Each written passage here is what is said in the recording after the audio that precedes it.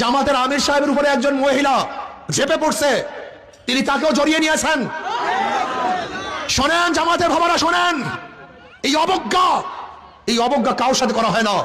আপনার উচিত ছিল ভুল স্বীকার করা, কিন্তু আপনি ভুল স্বীকার না করে তাকে যোদ্ধার মা, জাতির মা এই ব্যাখ্যা দিয়ে এবং কোরআন ও হাদিসের খেলাফ করেছেন, উল্টা করেছেন। এই ব্যাখ্যা ঠিক হয় নাই।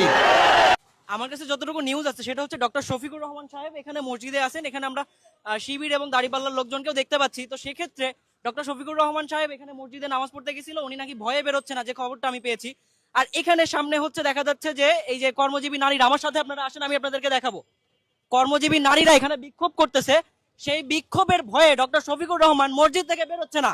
কর্মজীবী নারীদেরকে ডক্টর শফিকুর রহমান পতিতা বলছে, এবং সেটার উপর ভিত্তি করে এই যে জনগণ এখানে দেখতে পাচ্ছেন যে কর্মজীবী মহিলারা এখানে মিছিল করতেছে রাস্তা ব্লক করে। সেই মাফ করবেন, সেই ভয়ে ডক্টর শফিকুর রহমান মসজিদ থেকে বেরোচ্ছে না।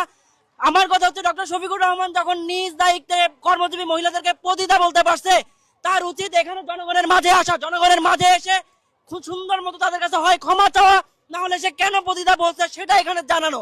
ডক্টর শফিকুর রহমানের গাড়ি এখানে আপনারা দেখতে পাচ্ছেন, সে মসজিদের মধ্যে ভয়ে বসে আছে, সে ভয়ে বেরোচ্ছে না যে এই কর্মজীবী মহিলারা হয়তো তাকে জুতা পিটা করবে, তাকে ঝাড়ু পিটা করবে। ডক্টর শফিকুর রহমান, আপনি মসজিদ থেকে বেরোন, যাদেরকে পতিতা বলছেন তাদের সামনে আসেন।